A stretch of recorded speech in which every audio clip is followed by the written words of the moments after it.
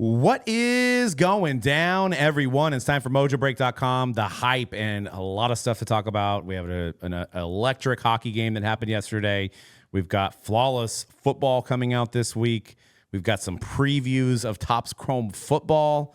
We have a sale of a card that's like insanity that we're going to talk about. So lots of stuff to talk about. It's also Finest Basketball release week. So if you guys want to get in on some Finest Basketball at Mojobreak.com, use code Finest Basketball, all spelled out. You like how that worked? 10% off all the Finest Basketball breaks on the site for this week at Mojobreak.com. Only 50 total uses.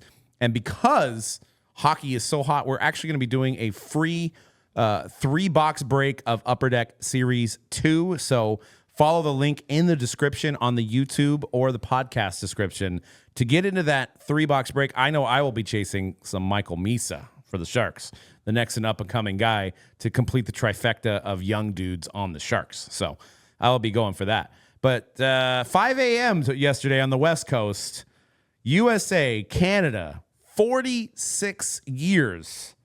I mean, it's hard for me to say as a 43-year-old man that there was something that happened before I was born.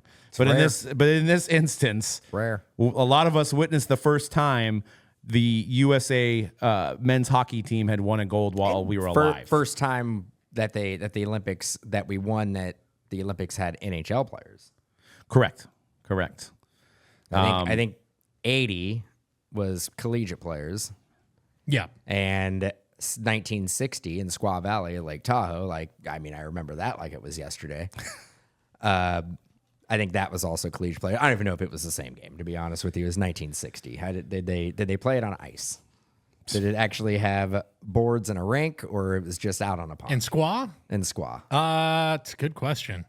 I don't know off the top of my head. What did they use an actual? Pretty sure they were indoors. Did they use a puck? Yes. They didn't have helmets. No. That was pre-helmets. That's pre-helmet.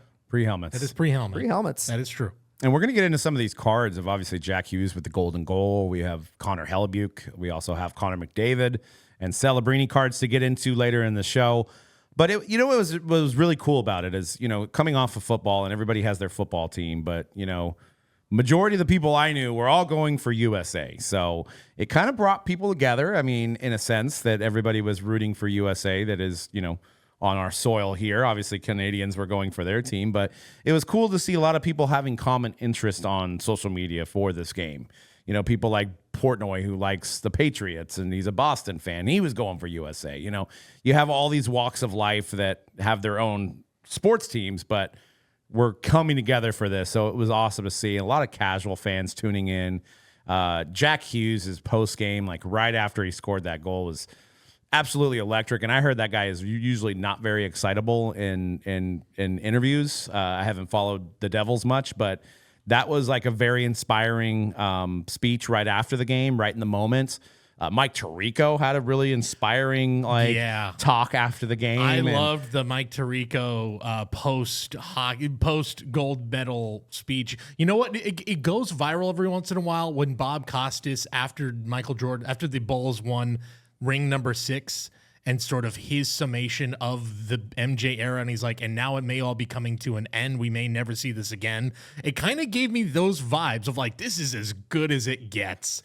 This is why this guy's the best in the biz right now. And I think he proved it these last few weeks, going Super Bowl, straight to Milan to do the Olympics. Is there anyone better? There's no one better doing it than Mike Tirico right now. You mentioned Bob Costas. Bob Costas called the Miracle on Ice. That's right. Yeah. So, he may have been inspired by the great Bob Costas to really call this game and make that statement. Al Michaels did the play-by-play, but Costas might have been. I have to look it up. But maybe you are right. But Bob Costas had so many the play-by-play call in 1980 was definitely Al Michaels. That's Al Michaels. That's crazy. Because he was like, do you believe in miracles? Still doing it. And then when they got Johnny Gaudreau's kids, just waterworks as a dad. My God. I was just like, that was one of the crying. That was one of the most emotional sports things I've ever seen. Yeah. That was pretty gnarly. For those guys that have the wherewithal to not only have, it shows you the brotherhood that they had, even though they were on different teams, is the wherewithal to go grab his kids for a photo in the moment after winning this big moment and to have his jersey out there, and Yeah. and you have the Kachuk brothers, and then you have the Hughes brothers. So it's just the two Gaudreaus too were represented, and that was waterworks. Like, I usually don't cry at sports things, but seeing that and seeing the little kids out there, and just being like, man, what a tragedy. Who looked a little upset? Connor McDavid. A little bit. Yeah, Connor McDavid was. I think he's tired of losing, guys. I think he wants a W. Yeah. I mean, granted the Four Nations, Canada won, so I think he was on that team. Yeah. Canada wins Four Nations. Was he? No. Well, no, they didn't have NHL players the last time. So 2010, they had the golden goal with Crosby. I wonder if McDavid was on that 2010 team. He would have been very young. I'd have to double check. Well, and I think I was reading the latest golden goal winners. I know Crosby was on there, but also Kirill Kaprizov had a golden goal in an Olympics. I think it was in 18. Would it have been 18? Or would have been, I'm trying to do the math here, 2026, 2022. Probably, 18, I believe. Kirill had one for Russia, maybe? Kirill Kaprizov, golden goal. I'd have to look it up.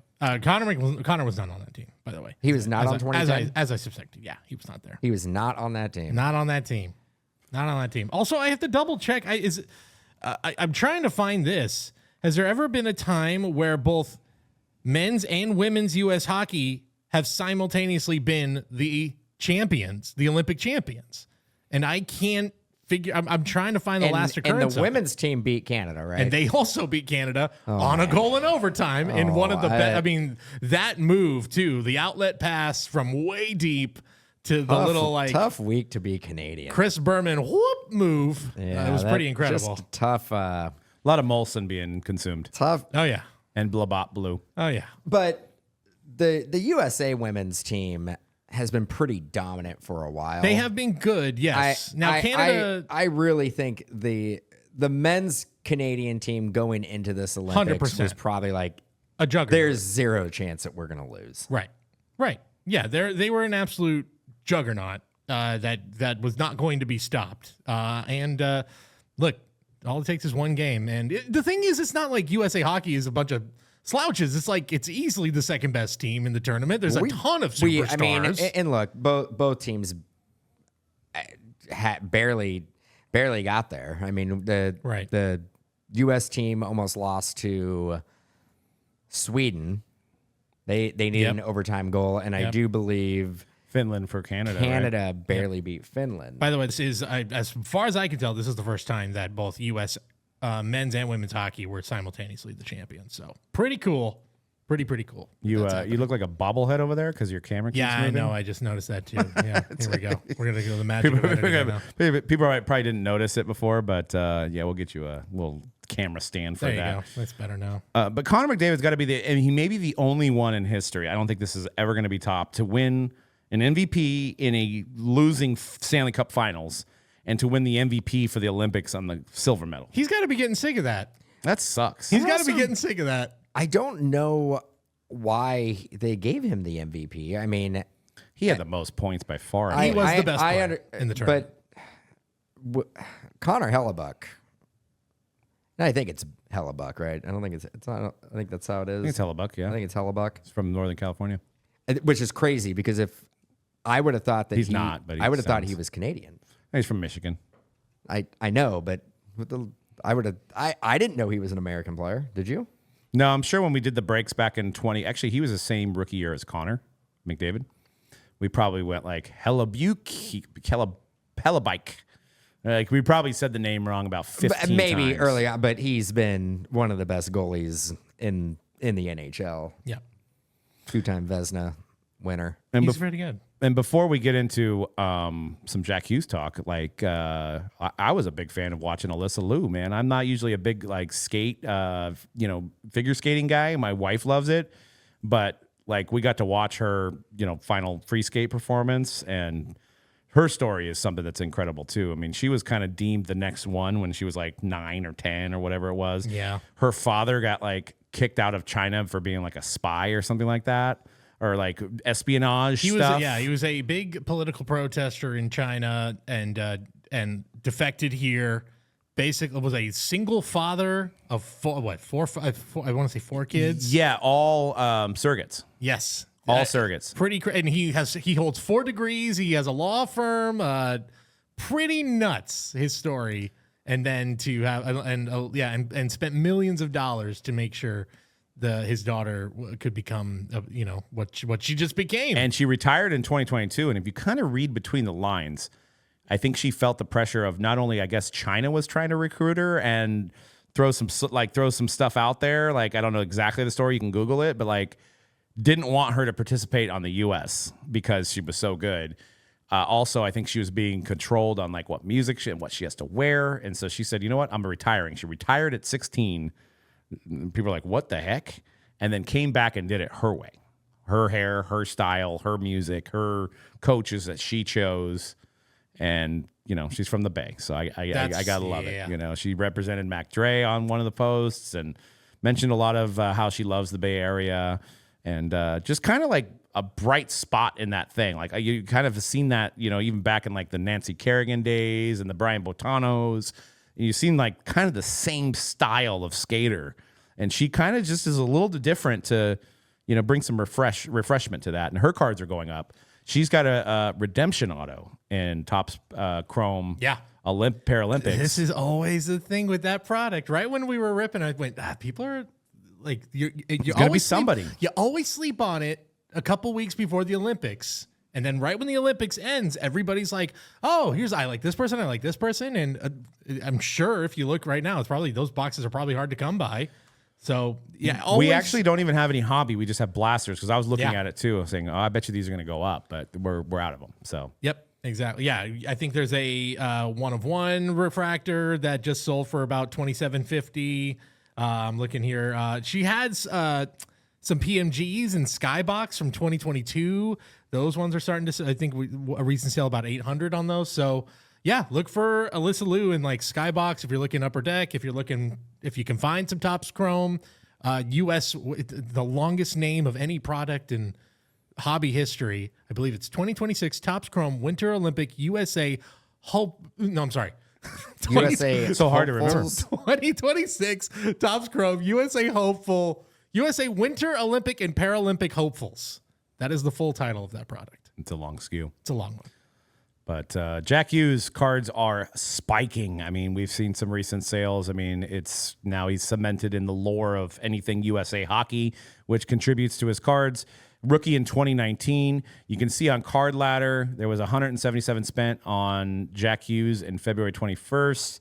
Yesterday, after the Golden Goal, there was $35,000 worth of sales. That is a 19,849% increase in just a day. And it's insane. And then if you've on our Instagram, we had a back in 2020, COVID days, we had just moved into this new warehouse that we're in now. And we had kind of a makeshift studio set up.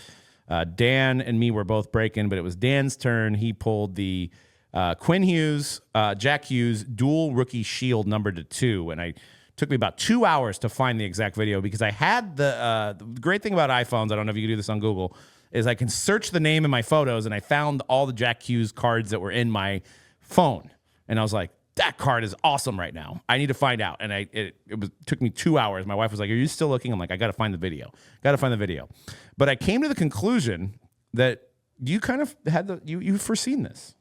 Because if you throw the picture up, you like literally had the same hair as Jack Hughes. Oh, dear. You guys had the same hairstyle. It's like before he even had long hair. Right. And you pull the card. It was like, it was an omen. And you guys got to watch the video of this if you listen to the audio podcast. So we were thinking. COVID was a thing, wasn't it? Look, I was telling Doug, I'm like, this is how I met Dan. I just thought that was his look. And I'm like, I like the vibe. I just couldn't get to a barber. Yeah, and then I was like, I guess I'm just not going to shave. This is the look now. Yeah, exactly. That, or you could actually back then you probably could have ran a reboot of the great Home Improvement as well. Like you might have been able to pull off Al Borland there. Yeah. This is a great photo of Al Borland, too. The cigar and the whatever that is, some kind of drill. Is this our second or third week in a row where home improvement has come up on the podcast? I know so. I was given the distinction of, it's the next door neighbor. I already lost his name. Who would Wilson. just look over, Wilson, who would just look over the fence that if you're in this studio and you were to watch us, if I was looking at you on the couch there, that's the vibe I'd give off. Yeah. So. Yeah. I mean, apparently, hair salons or haircut places were definitely closed in the Bay Area. Right. They were. I was having a friend cut my hair in his garage, and he, he had some. Yeah, it was rough. It was a long rough. time. It worked, but it was rough. Yeah, and I actually think I think that was early on. I think it got worse. I think at one point, It was longer than that. it for was sure. longer. It was definitely longer. I was like, when I grow up, I'm gonna try to be Gavin Rosdale from 1996. There are podcast episodes still up on our page where you can. There's proof. Yeah. So we have some notable post Olympic sales, post COVID too. All sales numbers courtesy of Card Ladder. There was a Jack Hughes, their version of the Superfractor that sold for $10K. Is from O-Pee-Chee Platinum, which would be one of the top cards to get. Macklin also had a great tournament. I think he could have been in the conversation for MVP as well. A Future Watch autograph of Macklin, $10,305.89. And of course, Connor McDavid, who's I guess you can say is the face of hockey, got a little bump here too. $10,605 on a Ultimate Patch Auto. Hockey is that a one of one? The Jack Hughes? Yes. That is a 1-of-1. It's 1-of-1 raw, by the way, at 10. I mean, I guess who cares? I mean, we've said it on this podcast. 1-of-1 graded, still 1-of-1. But yeah, that is a 1-of-1 marquee rookie of Jack Hughes right there that we were looking at. Probably a good time to sell. Yeah. Jack Hughes. Look, even. And this is probably a good time to sell that. Whoever has that Jack Hughes, Quinn Hughes dual shield, now's the time. There might not be a better time to sell it than right now. And this is the thing with, basically, I'd say it's true for hockey and soccer. Is the best time to sell is right after international tournaments. That it's the pro stuff is important to a point, obviously. Stanley Cup championships are important for the for that as well, but I think nothing quite impacts it like Olympics. And I know it's been a long time, but I think the international tournaments we've seen it now. 4 nations last year, Olympics this year. Well, and that's the thing I was actually looking at because we're still in the kind of the NHL season, which will resume later this week. I was like, what are the chances of the Devils making the Stanley Cup? And they're like, not good. They're like 10th place or something or 12th place in that division. So, because I was thinking, okay, you could buy him now, and if he somehow gets into the Stanley Cup or wins the MVP or whatever, maybe you get another bump because of what happened. Because rarely sports have this in the middle of a season, and then you go right into the season. Usually it's the end of something, and then you have to wait for the season to come back.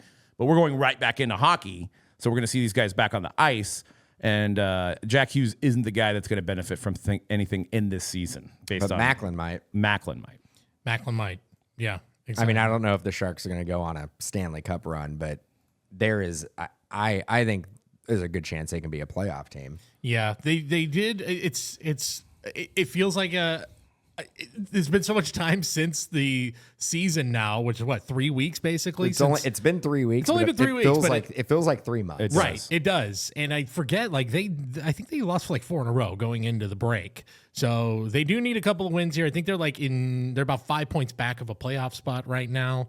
So yeah, they're going to need a little bit of help, but this could be the type of thing that for Macklin, he's an angry Macklin because he seems really disappointed, even though the thing. He has many more to come. But yeah, absolutely. Well, you want to talk about a guy who in 4 years is going to be the leader of that team, is going to be the face of that team, is going to come in with the biggest chip on his shoulder to prove, to carry that team back to Olympic gold. Macklin Celebrini is going to be that dude. Well, it was interesting, too. I listened to the coach of Canada, who was the coach of the Tampa Bay Lightning when they went back-to-back, actually.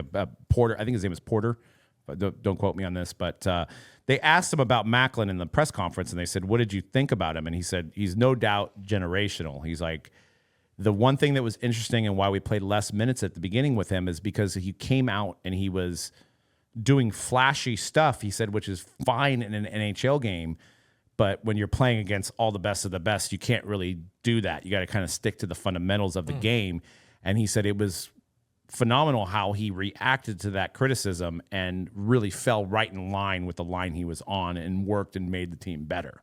Like he said, he'd never seen anything like it where he could say, hey, I don't think, what you're trying to do with the stick and what you need to kind of change it. And he was like, I should have played it more minutes. That's on me. But, you're not expecting a kid that's 19 in that big of a moment to play that well. And he really was. It was McDavid and then Celebrini, if you look at the stats on that team. It really was. He was the second best player in the tournament, which is pretty incredible. I think there's a record he set for like most points scored by a teenager in Olympic history, some crazy stat like that. So, yeah, if anybody, I don't think there's anybody who's been paying attention to hockey this season who has any doubts about Macklin Celebrini. And maybe the last doubt was, can he do it on a big stage? He just totally proved everybody that this guy is so ready at such a young age. And it is wild to think what the future holds for him. It is. We can go to the Mount Rushmore of hockey. I think we can all agree that Wayne Gretzky's number one, right? Who's number two? Is it Sidney? Is Sidney Crosby number two? Or is it Mario Lemieux? Or is it Ovechkin? You got Lemieux. You got Ovechkin. Nobody has more goals than Ovechkin. True. Right? True. Look, if you're going, you could go Gordie Howe too. If you're just going true, just a hockey player through and through. If I think of what does a hockey player look like, I'd still go with him too. Yeah, there's a lot of names you could throw out. But Crosby does he have 2 championships? Yeah. He's got 2. He has 1 Olympic gold too. You can definitely put Crosby's right there. You can definitely put Crosby up there. Probably on the Mount Rushmore. Yeah, there's like Cody saying, there's probably a lot of old school. A lot of Bobby older, Orr. Like Rocket Richard. Sure. And there's going to be a lot of guys that we're going to leave out this list because we're only thinking more of like the modern hockey player. Post 80s, basically. Yeah. But yeah, it's Macklin is in elite company right now. But I don't know American-born hockey players on the Mount Rushmore. Well, and who's the greatest American-born hockey player? I think Mike Modano. Mike Modano is where I go. Yeah, that's a long for years. That's who I was thinking too. Austin Matthews might be in that conversation. That's a coming guy up. I think that Matthews has the best shot, and now I know he wasn't the guy in this Olympics, but regardless, you can't take a gold medal away from the guy. He's got one now, and the captain of the team. Sure. No, I'm saying statistically speaking. Yeah, he's got the captaincy. Right. Like there were other guys who were putting up more stats throughout the Olympics than make Austin an argument Matthews. that he is. Yeah, he's the guy. Yeah, he is the best forever. player. He is forever the captain. Right. Of the USA Olympic team that won gold. Yeah, and I think now that's where the conversation could be steered. Is Matthews now on the fast track to becoming probably the greatest American hockey? Maple Leaf fans are probably just like, you're telling me. Yeah, he's got to come back with that Olympic gold. He better not show his face in Toronto with that gold. You can't put it together for the Maple Leafs, but you go play for the U.S. And you beat the Canada team in the gold medal game. Well, that's why and you know what? I'm sure some fans were torn too, especially if you're a Maple Leaf fan. But like, kind of where I was as a Sharks fan, I'm kind of like, I kind of want to see Celebrini do something. I was rooting for Macklin the entire time. Yeah, it was fun to watch, and I was until he was going against the U.S. I think I said my ideal scenario is that it's a 3-2 USA win in the final. Macklin scores 2 goals.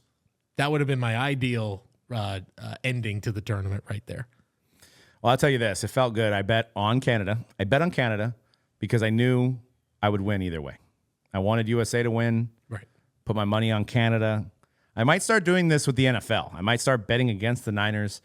Because if the Niners go 0-17, I'd be rich. Then you'll be rich. I'll be rich. Yeah. I'll be happy. It helps with, like, I was celebrated the USA win. I didn't win the money, but if USA would have lost, I would have been bummed, but I would have won money. So it's kind of like a win-win. I don't advise it for you guys out there, but I think it helped me kind of survive the fact that if Canada did get that last goal in the overtime and they got the golden goal, well, then I was going to win some money. So it kind of worked out. So it was know. Play devil's advocate with that, I also bet on the game, but I bet for U.S. There you go. And U.S. winning. I'm just double happy. You're double happy, I'm double but you could happy. be double sad. This is why I can't. Well, I could, or I could have just do what I did anyway and just forget about what happened and just lock in and watch NASCAR because that was on yesterday. There you go. It was a great race.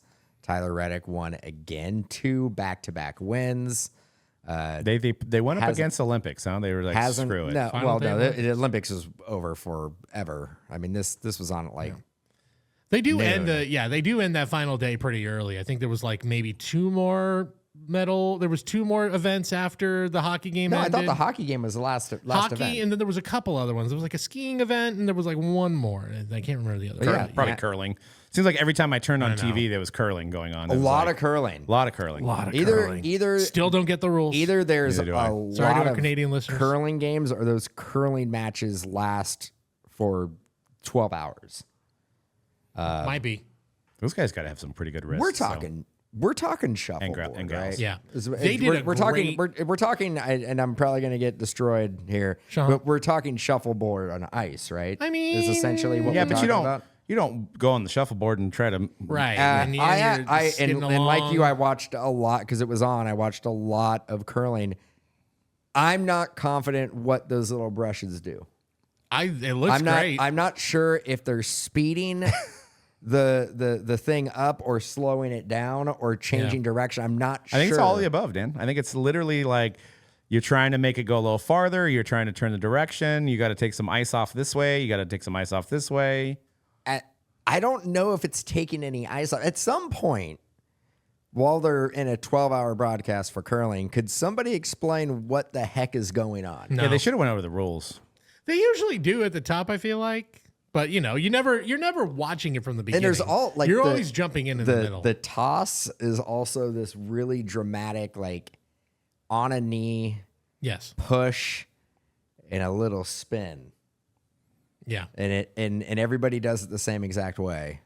There was a video of, I think one of the countries kind of cheated because the guy like pushed his finger like after the line. And I don't know if they called it, but that's the And only, I didn't the only see thing I anybody seen. like go, you know what? I'm just going to knock this one out as hard as I possibly can and just chuck the thing down. Like do a bowling approach where you're just like. Or if you know you lost, you're just like, screw it. I'm going to throw it as hard as I can.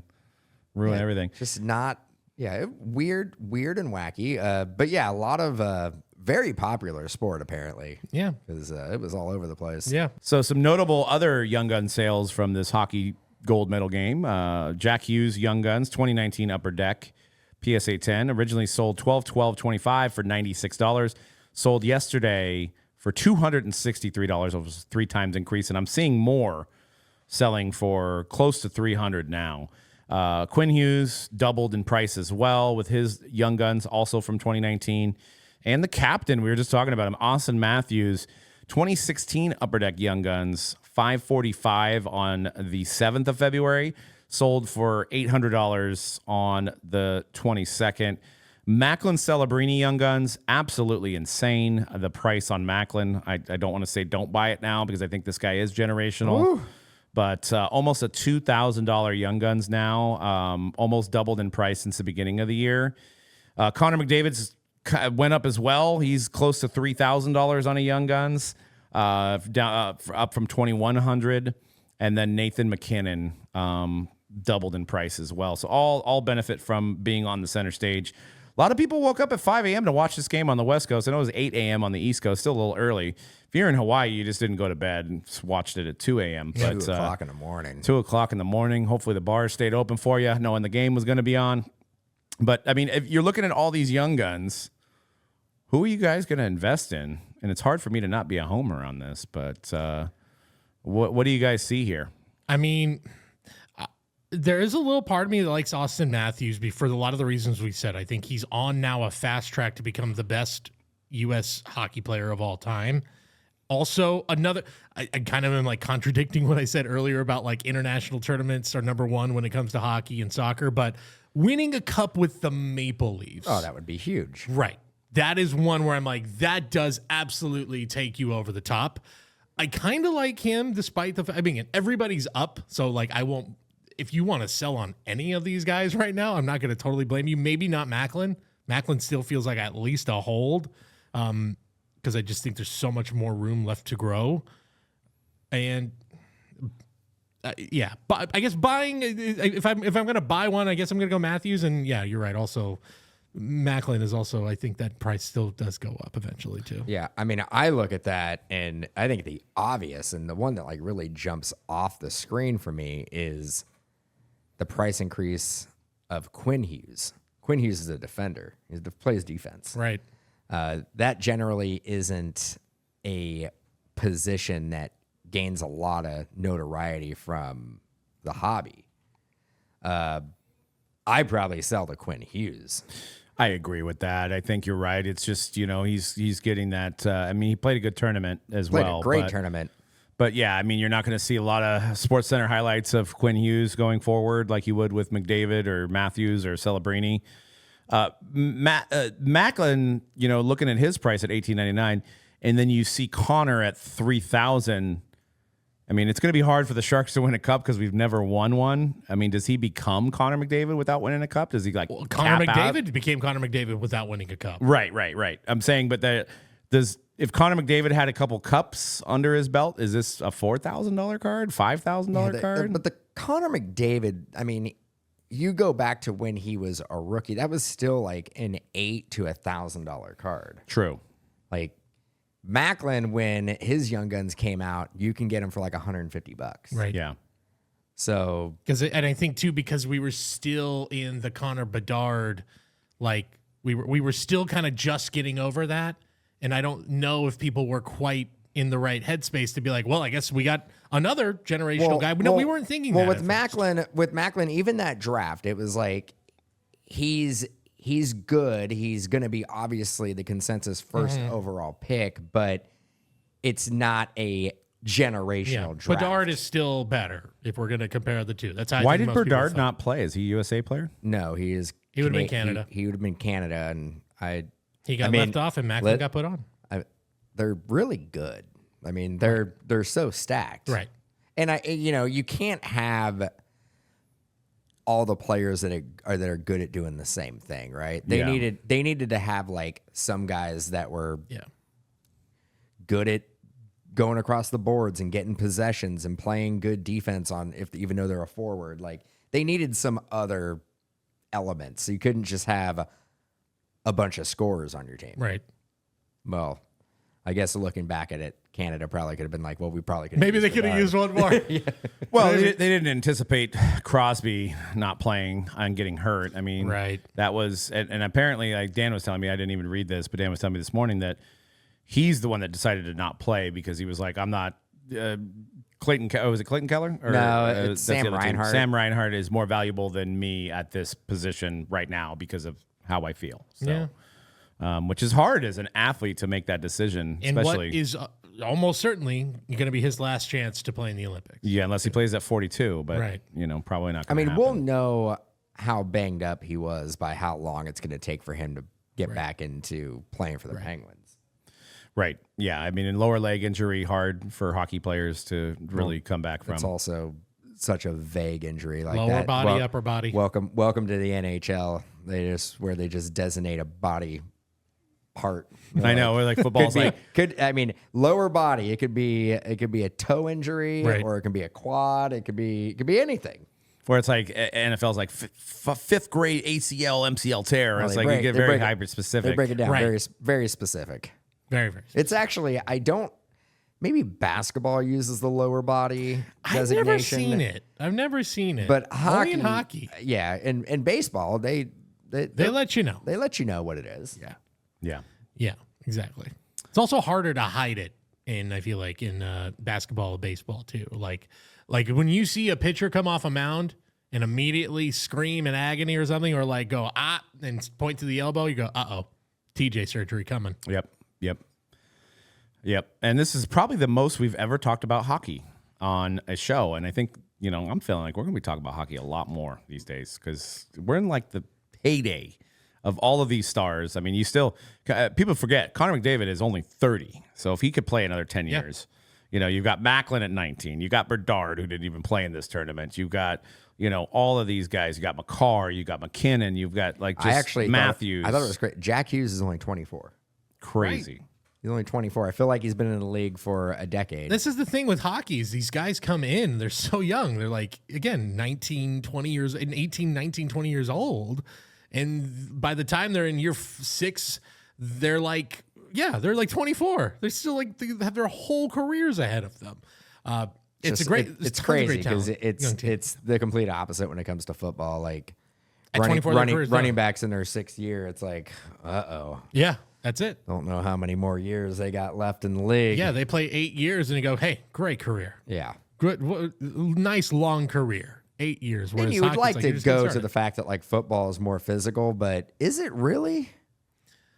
I mean, hockey's pretty physical. Hockey's very, very. But physical. I think, and I was a rollerblader, so maybe may call it a fruit booter, but I did do a little bit of ice skating. But we're in California here, so weather's usually pretty nice. Tough to get out on a pond, right? Yeah, we don't really have a lot of frozen over ponds, but you feel like you get less leg injury because you're really not lifting like you would in football, baseball, basketball. You're not jumping. You're not. The skates are doing a lot of the work for you. So that I think unless you get hit or you fall, you're not you don't see like what happened with Dre Greenlaw, where he's coming off the sideline and he pulls his ACL, or you've seen it with Mahomes and Daniel Jones, where it was even non-contact. You just don't see that in hockey. It's just the skate mechanism. It's also a different mindset. Joe Thornton played like a quarter of the season and into the playoffs with a torn ACL.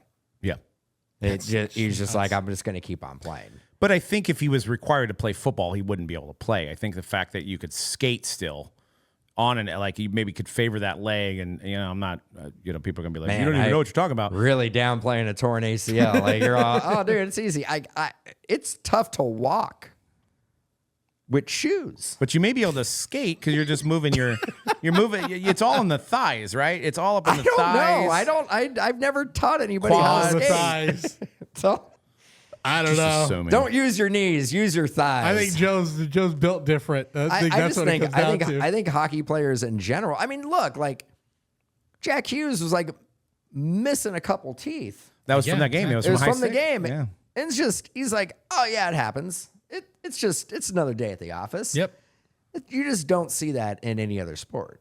I actually think hockey players are just built different. There. Yeah, a lot of beer, a lot of alcohol. But yeah, I mean, he was that smile at the end with the just blood coming out of his face, and I mean, with the chipped, like half the tooth was there, maybe even a quarter of the tooth was still there. That's something. That's going to be in pop culture when the Olympics come around for years. Is that smile with the messed up teeth? And hockey, I mean, obviously you got the fights, and it's encouraged. It's encouraged to light somebody up on the boards and really you physical and beat somebody up. So I didn't know there was actually fighting in Olympic hockey. I think it's a little bit discouraged. And I think, I was having a conversation. I'm like, I actually thought they didn't check, but there was a lot of checking. There was. It was actually like, it almost seemed like it was more physical than a typical NHL game. Also, I think what we didn't even look at is Brady Tkachuk's prices. The man, I think it's in 600 days, has won 2 Stanley Cups and a gold medal. I mean, that's a pretty not bad. That's a pretty remarkable couple years that he's had. And I think there was there 7 Panthers in the tournaments. I think you're thinking Matthew. Sorry. Brady is a senator. That's right, Matthew Tkachuk. There you go. Matthew is a Panther. Matthew Tkachuk. What a crazy 600 days that he's had. 600 plus days of. That's what I'm here for. And the father played. Keith Tkachuk. Great American-born hockey player. Yeah. Keith Tkachuk. And Connor's probably like, man, this Tkachuk, I just can't get rid of him. He's beaten me in the finals. He's beaten me in the Olympics. Yeah. He's got nightmares of the Tkachuk jersey. Yeah, I get it. So, look, if Connor wants to win, I think he found his next playing mate.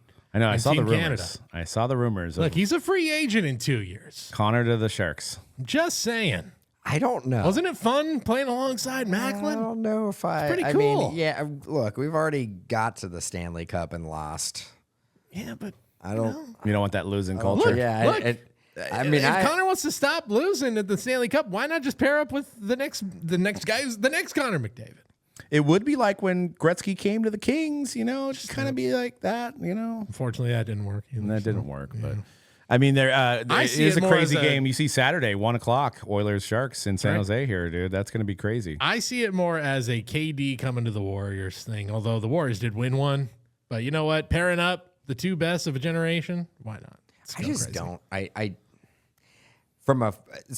Sharks got to have some money though. They will have money, but also name like a free agent who has come to the Sharks. You're right. It's been a while. It's for hockey. It's not a destination spot. No. It's not a place that you can really market yourself well. Not yet.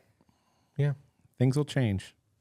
I think there is a better chance of Austin Matthews at some point being a Shark. Once you bring it on, than Connor McDavid. Let's do it. I mean, I think Matthews being a Arizona kid.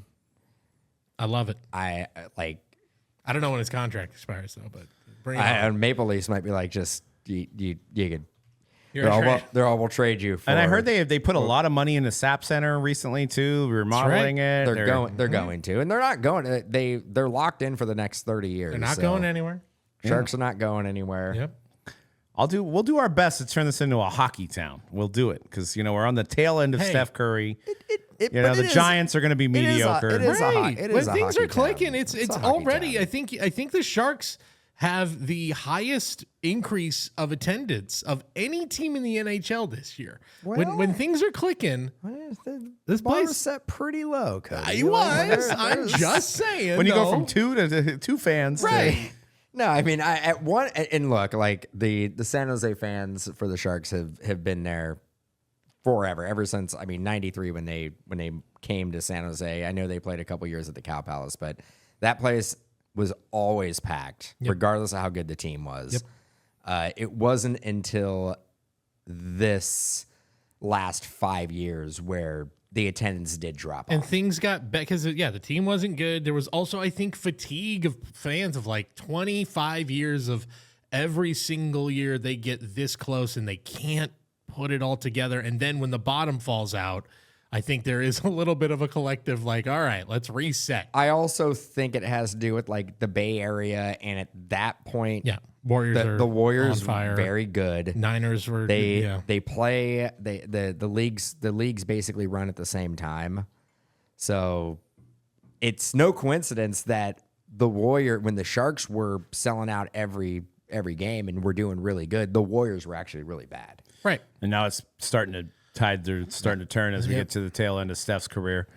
But yeah, beat the Nuggets. You did beat the Nuggets without Steph. Yeah, that's right. Without everybody. Yeah, without Kristaps. No Jimmy Butler wrote us a note too.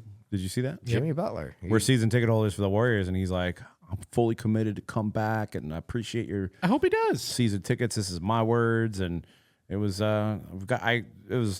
I was flattered that we got a letter specifically from Jimmy Butler to us. Yeah, nobody else wrote that. No, just us. And I don't think he sent it to any other season ticket holder. Just us. Just in us. the nosebleeds. Just us. Yeah. Just us. Topps Rib Night, guys. We just went through Topps Rib Night on Saturday. This shop that we're sitting in right now was absolutely packed. Really good job by Topps. And I know there's been a lot of social media buzz of like, oh, look at all these plant athletes and blah, blah, blah, blah, blah. Like, oh, of course, Tom Brady's going to pull a superfractor and Cooper Flagg's going to pull his own rookie card and blah, blah, blah. And I know there's a lot of naysayers when it comes to the celebrities and everything that are involved in this hobby. But I got to say, like, from a marketing end, we didn't get an athlete, but we benefited from all the press that the athletes created at the other shops. And I think it's just bringing awareness. It's funny that the community, and you guys are going to be like, this guy's a shill for Fanatics. Now, I've spoke my mind on stuff before, but I think what people are missing is they're like, well, Fanatics is all about the money and how much they can sell. But on this instance, they're focused on community. They are building communities of not only young and upcoming kids. I've never seen so many kids in our shop than I did this weekend. I handed out all free packs to kids on Saturday for the rip party. Pokemon had even more. We had a Pokemon party the next day. We had even more kids. but my whole point is yeah, there is a lot of glamour and glitz with like, James Harden showing up to a shop, Michael Rubin showing up to a shop, but it's fostering communities of people that are collecting, that are getting back into collecting and meeting like-minded collectors. And that's something that, you guys, we should give kudos to Topps for doing that, because they didn't really do that before Fanatics came around. So my whole point is that this is, wherever your shop is, they all are participating in this. And all the press and all the media from the celebrities are creating more awareness for people to go, I'm going to go check this out, and I'm going to go check out my local card store. Let me see if they're going to have a Topps Rip Night. Looks like they are. They're running a sale. They're giving out free packs, free food, whatever they did. And people are coming in.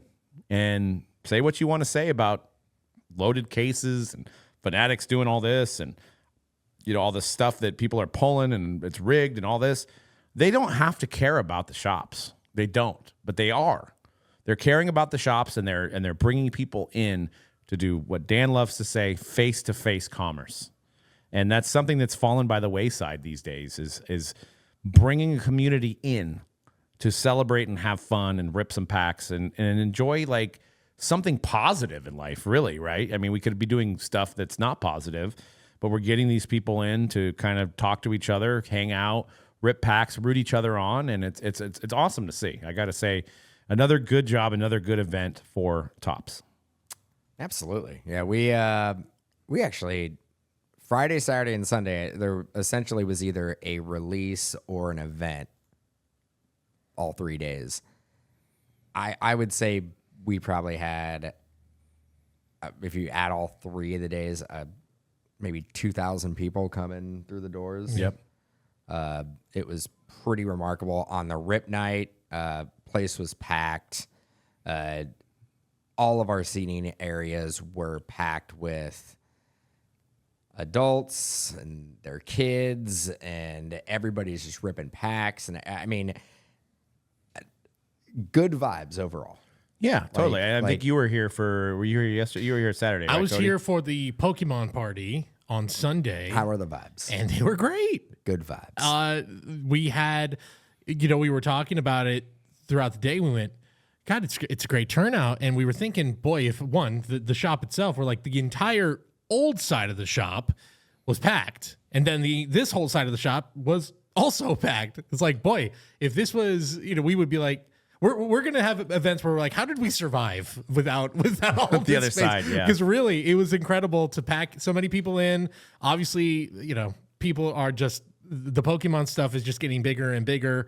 And also for it to just be an ETB release. I think that was the part where I'm like, God, there's a lot of folks here, and there's no booster boxes here. This is just strictly the ETBs, which I know if you're not the shop sold out of what they were allocated. Yeah, and it was great because what I loved too, and it just happened to be that case. I'd say majority of our raffle winners were all kids. We had a really cool moment where I know a family that comes to a lot of these parties. They were all ripping together. They got the God pack out of an ETB, and we had a whole thing going where if you pulled one of these 4 cards, you get a free ETB. Well, they pulled 3 of the 4 cards in one pack. Insane. It was pretty cool. They get 3 ETBs. They got 3 ETBs out of it. I know, out of one pack. So, and everybody was gathered around their table, yelling, screaming, cheering them on. Do we get content with that? Oh, we did. Yeah, we're gonna have that up. Nice, yeah, nice. We'll have that video up. Joe ran over there when he realized what was happening. So, that video will be up this week. So it was just cool just to have I'll say this too, just to toot our own horn. This shop is the star. I think people are coming through just to come in. We had a couple people come in yesterday. I'd say majority of people came in because they knew the party was going on. But a few people were like pleasantly surprised. They're like, "Oh, there's a party? I just wanted to see the shop." Because I see your guys' videos and everything, and it looks great. I just had to get a look at it. So yeah, it's been real good, and definitely a nice little stress test this weekend to have all these events, and each day it felt like a great success. Friday was big with there was a One Piece release. Yes, along with Pokemon, and Pokemon was selling and Pokemon. So it was One Piece, Pokemon release. Saturday, Topps Rip Night. Sunday we had a Pokemon event that we put on. I mean, events are fun. And it's as somebody that started breaking where we wouldn't see people in person. And, we've had this shop now for over 5 years, this shop where it is now. And, what makes me hopeful for the future is seeing how many young people are coming in. Yeah. Because, it's hard to tell by a screen name what age they are. I mean, usually if it's an AOL screen name, I know they're probably not a kid, but, it's hard to see from a screen name what this guy or this person is. But, this hobby is got some longevity by seeing all these kids coming in, knowing what they're talking about. They're either set building or they're collecting specific things and, ripping packs and enjoying it and really like building that bond with their parent that's in here or their friend or whatever that is just like memory makers, right? Like, remember when, they'll maybe like 25 years old. Remember when I pulled that God pack at Mojobreak shop? Like, something that's going to stick with them for the rest of their life, and they're going to find fun in those memories, and hopefully they're going to bring their kids in. And it's just, because if you go back to like 2015, 2014, like there wasn't a lot of young people involved in this at all. Like me and Dan were the young people involved at like 30, which was crazy. And, now can't really include me and you and young in really any phrase. Nah, young at heart. Still playing with baseball cards. What's that from basketball? What are you doing? Hanging out playing Nintendo? That's what I'm still doing. I'm still doing the same thing. Yep. But that movie didn't age well, but there are still some great one-liners. There's some nuggets of wisdom. There's some great one-liners in that. What was the guy like? Oh, I go to. He's still like, hanging out playing your Nintendo, and he's like, no, I go to Harvard. And he's like, no, and I'm trading for the the Winter Games. And then, what are you doing? Hanging out playing Nintendo? What are you guys up to? Hanging out playing Nintendo. I mean, good stuff. It was a good home runs behind the meatballs. Yep. I mean, there's a lot of good one-liners in there. Yeah, but it's just heartwarming to see the future of this hobby, in on display in the shop. Speaking of like roof ball, isn't that just a play on basketball? There's no basket attached to it, but yeah. But that's essentially what they did in that movie. Is they just created a game that was based around shooting because they couldn't really dribble or they couldn't. Pass Yeah. They might have inspired it. I mean, it did start in 1998, so it could have been like it's right around that time. I think right around that time. It might be, and I think baseball. I think baseball came out in I think it came out in 1998. You know what? Let's look it up right now. Because I worked at California Super Video at that point. I'm pretty sure I was either a sophomore or right on the money. 1998. Yeah, I remember because I played it in there. It was VHS. Also starring the previously mentioned in this podcast, the great Bob Costas. That's right. Was he the wasn't announcer in that movie. Yep. Oh, man. Yasmin Bleeth, Jenny McCarthy. You know who really, it was like an infomercial for that band was Real Big Fish. Oh, sure. Real Big Fish. Have myself a beer. I mean, have myself a beer. Yeah. They were the house band. Boy, nothing since 1998 like basketball and Real Big Fish. Some of the things you couldn't do, like the San Francisco team, you wouldn't be able to pull that off in the modern day. But it was that. I mean, if you guys don't know, it's the South Park creators. Made this movie as well, and they're still putting out South Park episodes. So it's crazy. Around the hobby, this thing is crazy. I mean, there's a couple images in here. The new Flawless is coming up. I wanted to circulate on this Josh Rosen, but I did want to bring up that their little early preview of Topps Chrome football. Looks like Matthew Golden was doing a signing and took a picture and put it up. The first comment I see is like, oh, the same design, what junk? And I'm like, I actually like the design. I think it's going to look pretty good. So, what did people expect? I don't understand. I don't understand. Wheel? Like, oh, it's the same as basketball. Well, yeah, and it's the same year. And when Prism comes out, and they have it over different sports, it's the same design. Right. I just noticed. What's the problem here? Is this the Sapphire set we're looking at, by the way? That on that preview? It's hard to see. Like it could be. No, it does look like a green cracked ice, but I guess it could be a green sapphire. Because I'm not sure. The thing that struck me, the one thing I thought they would change is the way sort of that jersey design like they did for Topps baseball. Where you can see sort of the jersey stitching. Would it look a little different for football? It's hard to tell with that, so I still don't really have an idea if that's going to be Matthew any Golden number 0, by the way? I guess. Yeah. Looks like he's number 0 on there now. He's definitely number 0.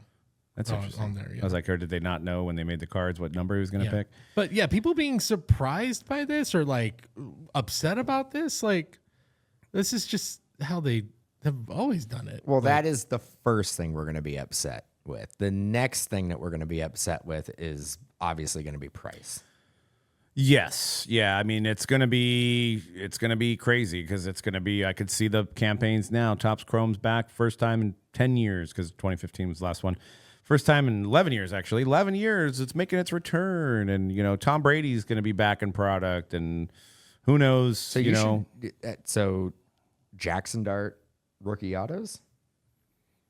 This would be this would be 26. Yeah, because I don't. Oh wait, I don't wait a know minute. because it does look if like there's a logo. If Matthew Golden has a rookie card logo true, on it, true. then Yeah, no, you'd be right. So yeah, they're probably going to release 2 to 3 releases for the 2025 class. So we're going to get 2025 licensed Topps Chrome. That's probably what's being signed. And then we won't receive the Fernando Mendoza stuff probably till closer toward the beginning of next season, I would assume, or maybe even the middle of it.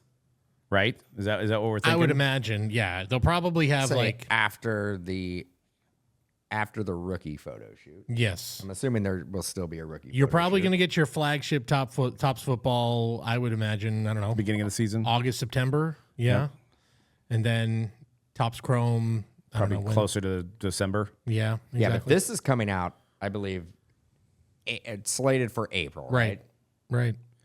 So yeah, it'll be interesting to see. That's a good point that we now identified that this is 2025 because Matthew Golden has a rookie card logo on it. It'll be interesting to see how well it does because I think a lot of people have moved on and they're hopeful for Fernando Mendoza and that class because we've been through this class with Panini, right? So it'll be, we don't have Jackson Dart ink yet. We don't have Cam Ward ink yet, which will more than likely be in here. They're also probably going to be able to utilize their exclusives. I don't know if they still have Bryce Young, but like Bryce Young, CJ Stroud, all these guys will be signing with an NFL jersey on. Tom Brady, guarantee he's going to be in here. He'll probably do some card vault inscriptions. He'll probably have something in here. Probably no Patty, though. No Patty Mahomes. Probably probably not. not. That's the other thing I was going to ask because I need to look up Now, you think there's going to be there'll probably be Patrick Mahomes base Base. cards. Yeah, Probably. because he's part of the NFLPA. NFLPA. how also there won't be Travis Hunter, there won't be Shedeur Sanders, I would imagine. They could have cards though. But they can have cards. Yeah. But then also, was that a 1-year deal for just their rookie year autos, or and are they going to be able to sign again for like 2026 football? I would think it would. I don't know why Panini would lock them up for multiple years. Yeah, but, I feel like that was kind of the understanding was that it was a 1-year kind of just like they're going to get their exclusive rookie autos, and then after that, they're gone. They're off the hook. But I'll have to double. I mean, it check could be the case with Mahomes too, because if you notice, Panini's pushing out this authentically Mahomes stuff. Right. They're, It's really cool you know, stuff, they're coming out with a blaster of him, and then the license is gone in April. So I don't know why they would need to sign him for a long period of time. So Because they can, Right. they can make unlicensed products, and they can use a couple current players. I think it's three current players. Why would you not get Patrick Mahomes? yeah. Because you can get Josh Rosen. Little segue It's into the chosen one. little segue into a head scratcher that came across the feed the other day. Sold on Fanatics Collect, and bought it. Josh Rosen is from the 2018 rookie class, which was, Sam Darnold, the Super Bowl champion, Baker Mayfield, Lamar Jackson, Josh Allen. and then you have Josh Rosen, The chosen one. a whole lot of better QBs. Some than would Josh say the Rosen. best Josh of that draft class. Sure. And that person, that some is Josh Rosen's mother. That's boy. So Still believe in him. 2018 Kaboom. Backstory on this set. This was released on Panini Rewards, and it was a multi-sport set. So you could pull Leo Messi, you could pull Curry, and they had the 18 rookies. So Green Kaboom 1 of 1 was introduced that year. So it's the first year of Kaboom. A Josh Rosen. This is a couple days ago, not in 2018. Sold a 1 of 1 9.5 on Fanatics Collect for $26,400. And it's not April Fool's Day. Getting close to April, but it's not April Fool's Day. This is absolutely insanity. And I don't know how to explain it. Some people are like, well, there's a guy collecting all the one-of-one green kabooms from that year.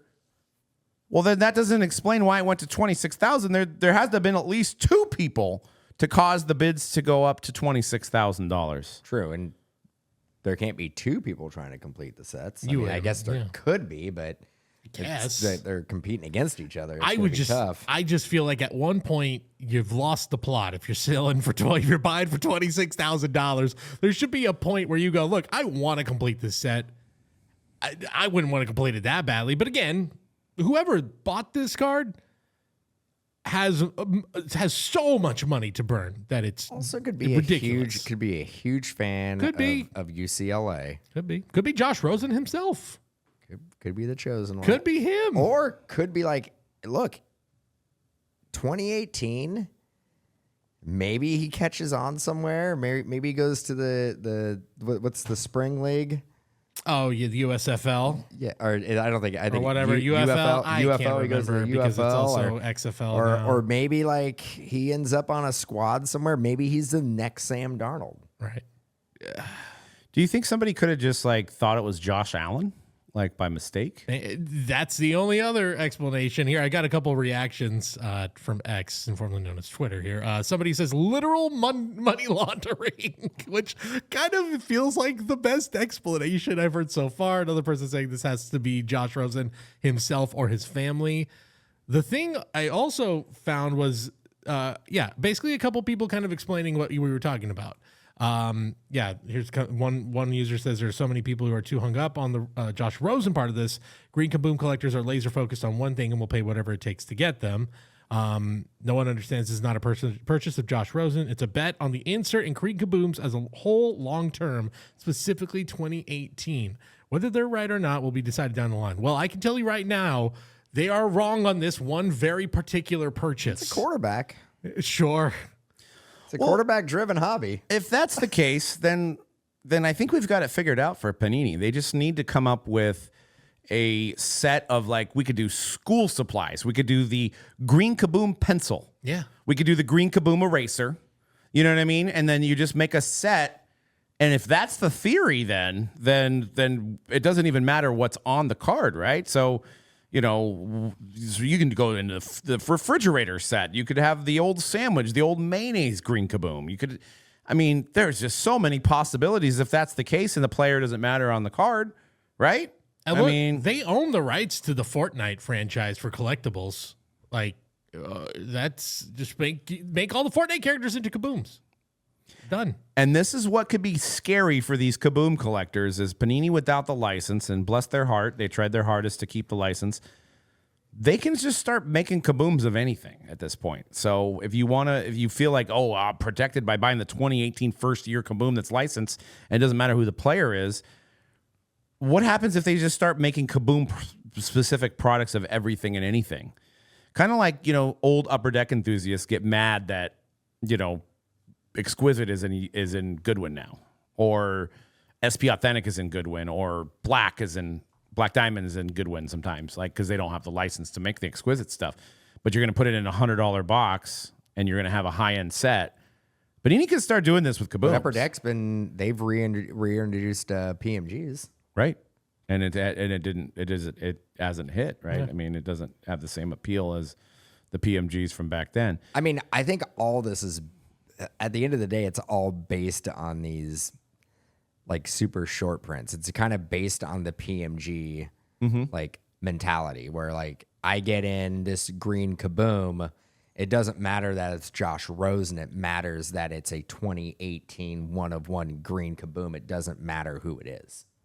It's still worth, and that's what the PMG theory worth is too. Almost $30,000. Well, right now, I'm on Card Ladder, and this is maybe not the most exact data, but I believe it is the 5th highest sale for a green Kaboom of any kind from 2018 sets. Cristiano Ronaldo is ahead of him, $30,000. It's a good deal. There's 3 Josh Allen sales ahead here. The highest being $72,000 in 2020. That means the same card sold 3 times. Then. Right, exactly. Yeah. It goes up to $72,000 by the end of it. There's a Giannis at $99,630.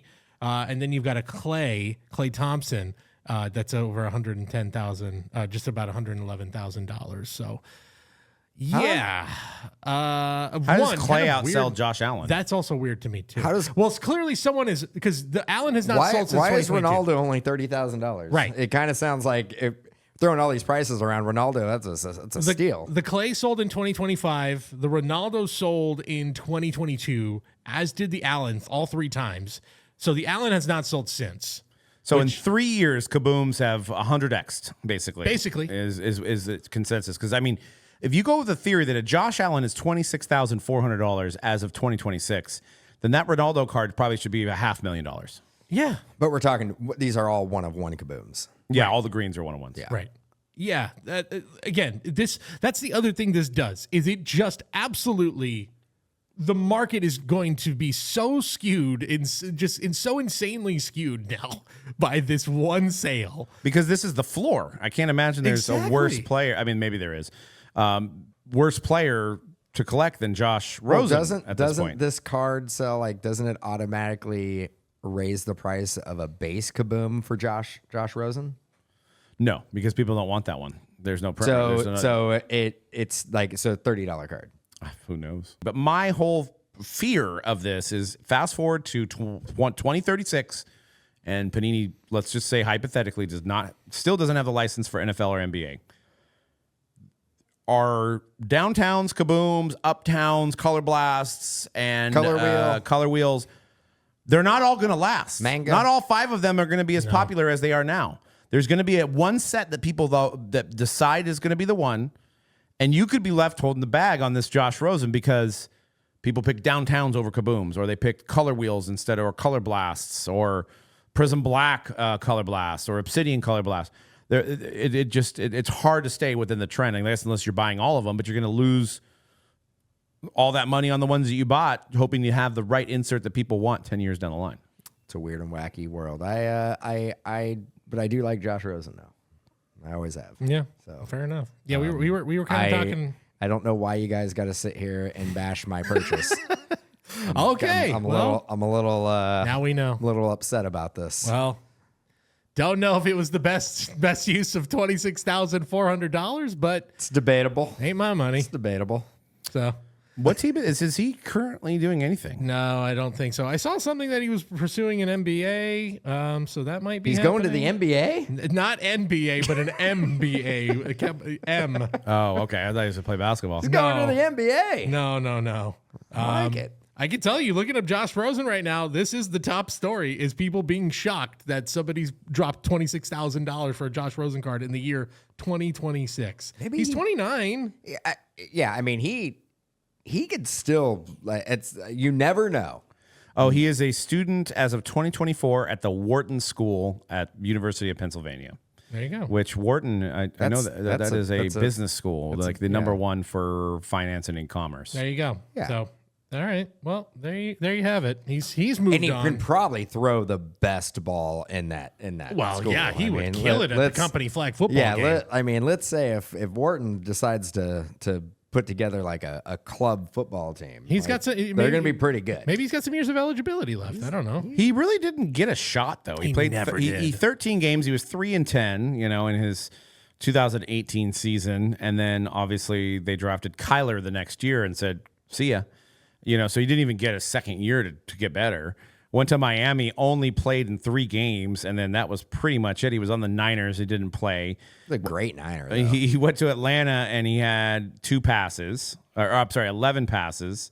So probably in mop-up duty. Didn't really, it really didn't get a chance. And you got to think, too, he's watching, obviously, this most recent Super Bowl. But not only, he was in the same draft as Baker Mayfield, another guy who, his career was left for dead, and now he's sort of revitalized it. And obviously what Darnold's doing, those guys got extra shots, and he's probably feeling like, I never got a fair shake. Those guys got second chances, and where the hell's mine? I didn't even get a first chance. Yeah, it's crazy. How do you get into Wharton? Smart. Be smart. You got to be smart. Be smart. That's the easiest Not way. throw a football. Doesn't Doesn't matter. Doesn't matter how well you Look, throw you can football. be smart and throw a football. Yeah, Andrew Luck, but I very don't, smart guy. But I don't think he, got there and he's like, No. let me throw this football over the mountains No. over here and so I can get in. He didn't Uncle Rico his way into Wharton, if that's what you're suggesting. No. No, he did not get in because he got a tight spiral. Yeah. Yeah, that did not happen. Josh Rosen, man. The chosen one. Who would have thought?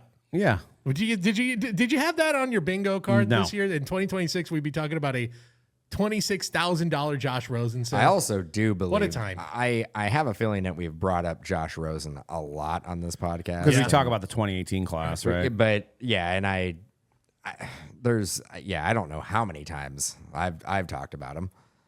Yeah. Chosen one. A week. Look, He 49er great. Gonna retire his jersey. Put him in the Niner Ring of Fame. Sure. He was in the documentary that's on Prime for the Niners. No, he wasn't. No. He got waived before the season started. yeah. He was I supposed to be a I must third have watched string. another Niner documentary. Same week as that. Look, and I know these are very different sales, and we didn't really talk about it. I did do a video on it for Sports Cards Nonsense. The Logan Paul Pikachu $16.5 million sale that has a lot of weirdness around it. Then you throw this thing in where you go, what the hell is someone doing buying a $26,000 Josh Rosen card right now? Anyway, just as there's a couple of eyebrow raising moves happening in the last week in the collectible world here. Just when you think things couldn't get more crazy, like we went through the COVID era of the sports card boom and the insane prices, and then we're in 2026 and a Josh Rosen card sells for $26,000. At least some of the craziness there was like, there was still the like, well, I still think so-and-so's going to be a big shot player. This is just, there's no explanation here other than you like that era of Kaboom cards. And you think maybe in 10 years, doesn't matter what the Kaboom card is, it's going to be more huge. bizarre though, like a Pikachu card selling for $16 million or a Josh Rosen card selling for $28,000. Josh Rosen. It's got to be Rosen. Yeah. It's got to be Rosen. $16 million. I get it. It's Also, a lot of money. The Logan Paul cards, I don't know how much the diamonds are worth, right? There's diamonds around. I did look it encrusted. up. It's 75,000 is what the chain is estimated at. So I was big on like, is it even? Aren't you paying more for the diamonds? But not really. It's a drop in the bucket in comparison to the overall price. Well, all right, guys. Well, make sure you guys join that free break. We also have Finest this week. We have Flawless this week. We've got Series 2 for next week for hockey. Lots of stuff coming out, guys. Tops 3 basketballs on the horizon. WWE Universe. We've got a new Magic the Gathering Ninja Turtles going to be breaking on Mojobreak Gaming as well. So lots of stuff. Be sure you check out our site, mojobreak.com. Mojobreak Shop for the shop and Mojobreak Gaming on TikTok. And we will see you guys on the hype next week. Peace.